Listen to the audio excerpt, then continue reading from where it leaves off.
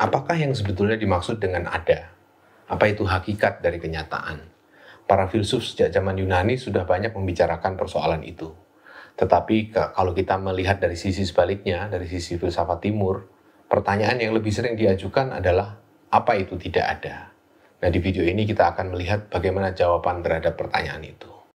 Dalam kolom komentar dari video yang lalu-lalu, beberapa teman minta supaya saya membuat satu video tentang filsafat timur. Dan tentunya itu tema yang menarik buat saya sebetulnya, filsafat timur, karena filsafat pertama kali saya pelajari adalah filsafat timur.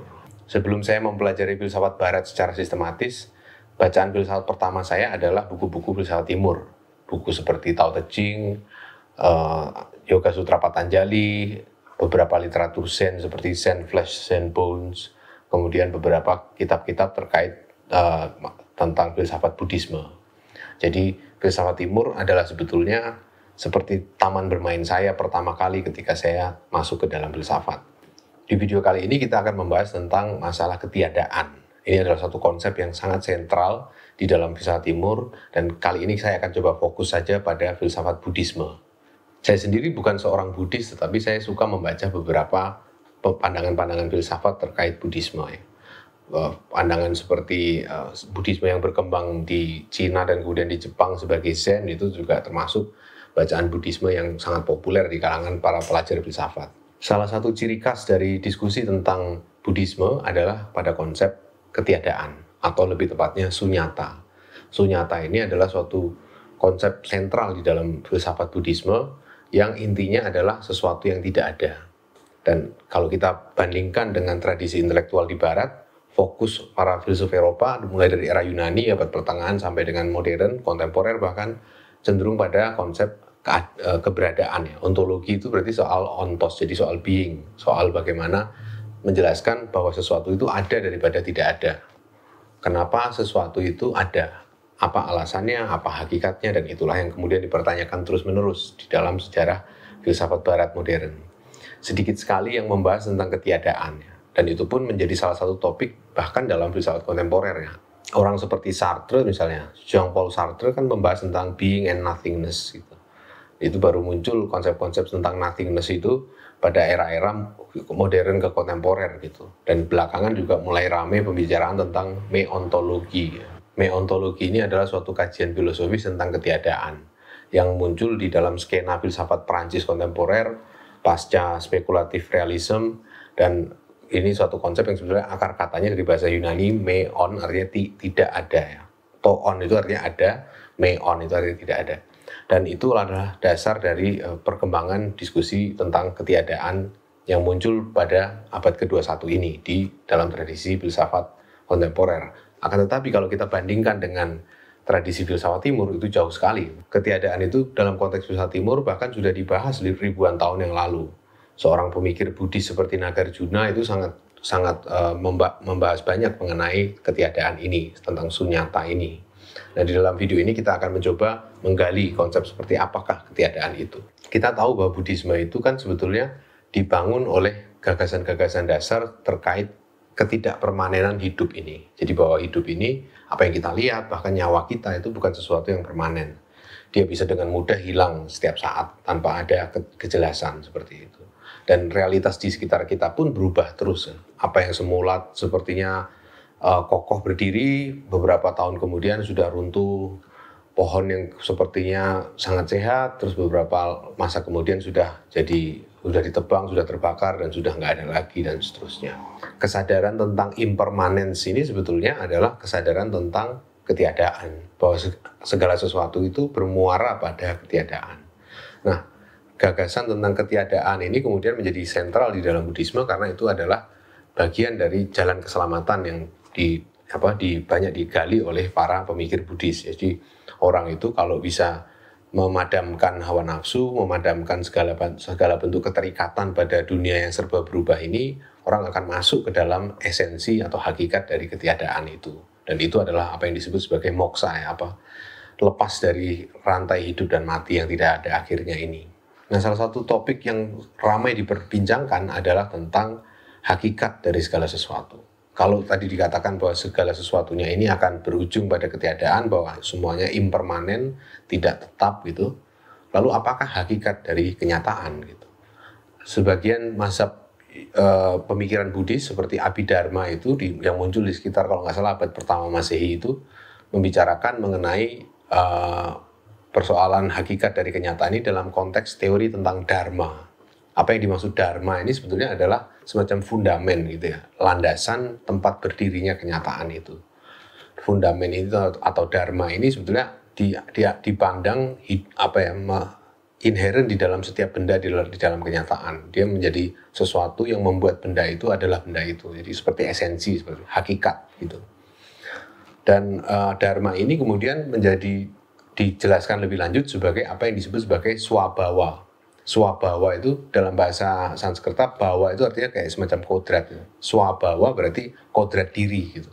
Bahwa segala sesuatu sebagai dharma itu memiliki swabhawa, jadi memiliki kodrat diri. Jadi apa kodrat dari suatu objek itu semuanya sudah ada gitu. Dan kodrat inilah yang menjadi dasar bagi keberadaan setiap hal gitu. Nah, mazhab Abhidharma ini berkembang pada sekitar abad pertama dan kemudian mendapat kritik keras di sekitar abad kedua, abad ketiga oleh seorang pemikir jenius dari India bernama Nagarjuna. Dia ini adalah seorang ahli logika, seorang juga spiritualis Buddhis gitu, yang mendirikan sebuah mazhab yang disebut sebagai Madhyamaka. Madhyamaka itu dalam bahasa Sanskerta artinya jalan tengah ya.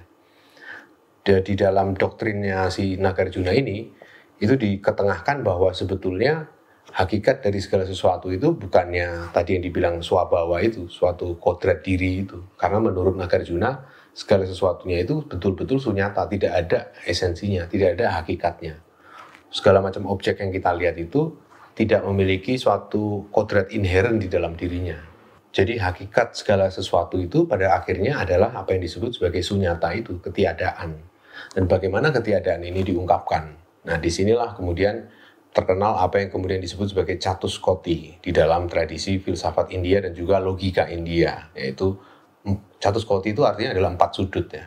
Jadi ketika Buddha ditanya tentang hakikat kenyataan, tentang hidup setelah kematian gitu, apakah seorang yang sudah mencapai pencerahan ketika meninggal dia akan masuk surga atau neraka atau apa seperti itu, bagaimana dia bisa menggambarkan kondisi lepasnya diri dari rantai hidup dan mati itu, maka Buddha terdiam katanya seperti itu. Nah, kondisi ini kemudian digambarkan sebagai sesuatu yang ada dan tidak ada, serta tidak ada dan tidak ada.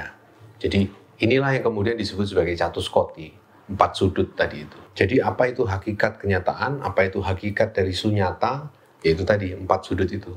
Ada, tidak ada dan tidak ada dan tidak ada. Jadi ini adalah, kalau teman-teman ngelihat video saya sebelumnya tentang sejarah logika modern, ini adalah persis apa yang kemudian disebut sebagai logika yang mengenalkan 4 nilai kebenaran, yaitu benar, salah, benar dan salah, tidak benar dan tidak salah. Nah, ada buku menarik mengenai itu yang membahas secara khusus tentang bagaimana Catuskoti ini bekerja dan kaitannya dengan logika modern ya.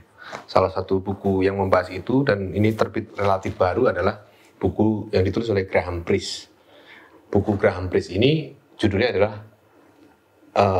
The Fifth Corner of the Four. Jadi ini adalah suatu kajian tentang Catuskoti yang memberikan suatu perspektif yang mendudukkan bagaimana logika India yang diciptakan oleh Nagarjuna tentang 4 sudut tadi itu sebetulnya itu ditemukan kembali secara tidak disadari oleh seorang logikawan Amerika di tahun 70-an, ahli matematika dan logikawan bernama Noel Belknap. Dia menulis satu artikel tahun 76 kalau nggak salah, intinya tentang suatu sistem logika yang memiliki 4 nilai kebenaran. Ya, kita tahu ya bahwa semua ilmu alam, ilmu matematika yang berkembang dewasa ini rata-rata menggunakan sistem logika klasik dengan 2 nilai kebenaran, benar atau salah. Jadi kalau suatu proposisi itu tidak salah, maka dia otomatis benar, seperti itu. Jadi hanya ada 2 nilai kebenaran itu, tidak ada yang lain. Nah, pada tahun 70-an, Noel Belknap itu mengembangkan suatu logika yang keperluannya sebetulnya praktis ya. Dia mau mengembangkan suatu sistem informasi dalam konteks software komputernya itu yang bisa memilah-milah informasi yang tidak konsisten gitu. Informasi yang tidak ajak ya. Misalnya, andaikan suatu mesin mengoperasikan sebuah informasi yang diinput oleh pengguna dari berbagai sudut pandang gitu ya. Jadi ada pengguna yang menginput informasi A, tapi beberapa lama kemudian ada pengguna dari sudut pandang lain yang menginput informasi non A ya, bukan A, tentang hal yang sama ini. Dan juga bagaimana kalau ada pengguna yang menginput informasi yang sebenarnya kontradiktif, A sekaligus non A tanpa dia sadari gitu. Nah, mesin ini atau software ini kan harus bisa bekerja mengambil keputusan, mengambil kesimpulan berdasarkan informasi yang tidak konsisten itu. Nah, atas dasar itulah dibangun suatu sistem logika yang disebut sebagai FDA. FDA itu artinya First Degree Entailment. First Degree Entailment atau FDA ini, atau yang bisa kita terjemahkan sebagai pengharusan derajat pertama atau PDP, ini adalah suatu sistem logika dengan 4 nilai kebenaran ya. Benar, salah, benar dan salah, tidak benar dan tidak salah. Jadi ada 4 itu yang bisa kita terapkan untuk mengevaluasi sembarang proposisi. Nah, ini kan persis 4 sudutnya si Nagarjuna dari abad kedua itu. Yaitu ada, tidak ada dan tidak ada, tidak ada dan tidak ada. Nah, ini adalah persis kemudian ditemukan oleh Noel Belknap. Nah, Graham Priest menunjukkan di bukunya bahwa logika yang dibangun oleh Noel Belknap di tahun 70-an itu ternyata klop ketika dipasangkan dengan Nagarjuna ya. Artinya ketika pembacaan atas teks Nagarjuna itu dilihat dari perspektif FDA atau PDP tadi, sistem dengan 4 nilai kebenaran itu, ternyata masuk akal jadinya. Malah bisa digunakan untuk mengartikan teks itu. Jadi kelihatan di sini bahwa temuan yang sama sekali nggak ada hubungannya, karena Noel Belknap ini nggak bacaan Nagarjuna ya, beda tradisi juga. Itu ternyata bisa nyambung dengan apa yang dinyatakan oleh si pemikir dari abad kedua Masehi ini, si Nagarjuna ini. Dan kemudian inilah yang kemudian digunakan oleh Priest untuk menunjukkan bahwa sebetulnya dari 4 nilai kebenaran dan 4 sudutnya Catuskoti itu ada sudut kelima sebetulnya. Sudut kelima itu adalah ketika semuanya itu berlaku sekaligus. Jadi dia itu benar dan salah, tidak benar dan tidak salah. Nah, itu secara sekaligus bersamaan, itulah yang disebut sebagai nilai kebenaran kelima, kata Graham Priest, yaitu ineffable. Jadi sesuatu yang tidak terkatakan. Sesuatu yang tidak terkatakan ini adalah hal yang mencakup keseluruhan dari 4 sudut itu. Ini adalah corner kelima atau sudut kelima dari 4 sudutnya Nagarjuna itu. Dan itulah yang menjadi dasar bagi penjelasan Nagarjuna tentang sunyata atau ketiadaan itu. Ketiadaan itu adalah 4 sudut itu sekaligus, dengan kata lain sesuatu yang tidak bisa diperkatakan, ineffable. Lalu bagaimana kalau ternyata hakikat dunia ini ternyata tidak terkatakan, sesuatu yang benar, salah, dan seterusnya sekaligus itu? Maka hakikat dari dunia ini, nah ini yang kemudian dikembangkan dalam tradisi Buddhisme pasca Nagarjuna, itu dalam konsep dunia ini sebetulnya hakikatnya adalah apa yang disebut sebagai net of Indra. Net of Indra itu adalah, Indra kan dewa dalam agama Hindu ya, jadi net of Indra itu jaringnya Indra. Jadi ini adalah suatu metafor bagi konsepsi dunia yang tidak punya hakikat, tidak memiliki swabhawa itu. Setiap objek nggak memiliki hakikat, nggak memiliki kodrat diri, tetapi mereka saling terhubung dengan satu sama lain sehingga mensimulasikan seolah-olah ada kodrat. Gitu. Jadi yang menjadi hakikat itu bukan kodrat diri, bukan hakikat individual setiap objek, tetapi relasi. Objek-objek yang tidak ada hakikatnya ketika berrelasi secara tertentu itu menghasilkan kesan seolah-olah ini ada sifat pola tertentu yang bisa kita atributkan pada objek-objek tersebut, padahal enggak. Nah, ini yang disebut sebagai Jewel of Indra. Jewel of Indra itu suatu metafor tentang jaring, atau jaring, katakanlah semacam jaring nelayan gitu ya, kita untuk menjaring ikan gitu, di mana setiap simpul dari lusipakan jaring itu adalah ada jewel of Indranya. Jadi ada semacam permata yang di setiap simpulnya itu ada permata, di mana setiap permata itu adalah gambaran tentang keseluruhan jaring itu sendiri.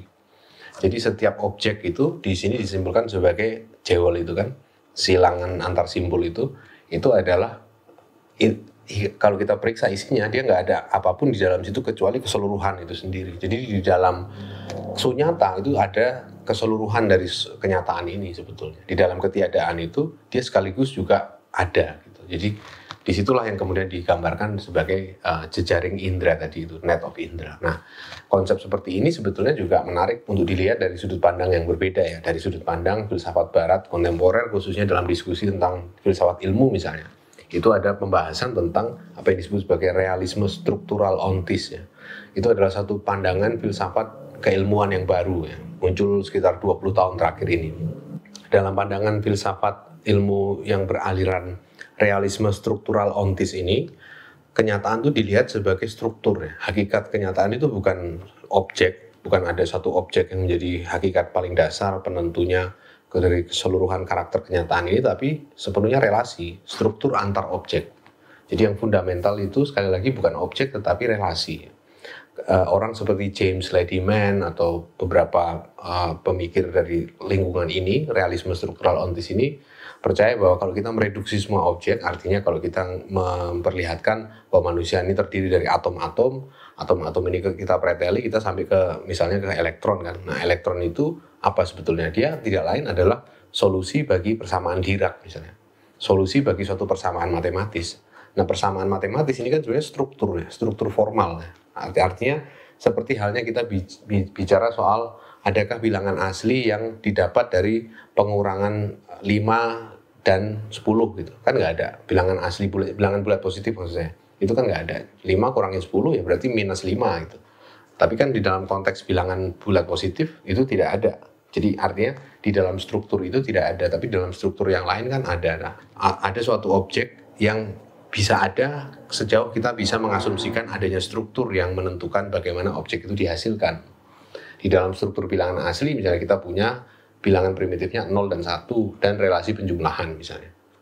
1 ditambah 1 kalau keluar 2, 1 tambah 1 tambah 1 keluar 3 dan seterusnya. Jadi seluruh deret bilangan asli itu adalah struktur yang diperoleh dari operasi 0, 1 dan tanda plus, maksudnya penjumlahan, fungsi penjumlahan. Jadi itu, karena matematika itu adalah struktur, sedangkan tadi apa itu elektron itu adalah tidak lain daripada solusi atas persamaan Dirac, itu jawabannya adalah elektron, maka keseluruhan realitas fisik ini tidak lain daripada struktur matematis, struktur atau relasi yang menghubungkan antar sembarang objek. Objeknya sendiri apa itu nggak penting. Dia tidak perlu punya kodrat diri, dia tidak perlu punya swabawa. Apa yang penting adalah justru relasinya. Nah, ini kan justru menarik ya, bagaimana gagasan tentang Nagarjuna itu, tentang yang kemudian berkembang sebagai net of Indra dan seterusnya itu, sebetulnya punya punya kemiripan atau punya analogi dengan apa yang berkembang kemudian di dalam temuan-temuan filsafat ilmu terkini gitu. Dan ini tentunya menjadi sumbangan yang berharga seandainya kita bisa membangun satu dialog di antara kedua itu. Bagaimana kita menggunakan perspektif filsafat ilmu dengan metafisika dari Nagarjuna ini untuk menghasilkan pembacaan yang baru terhadap realitas.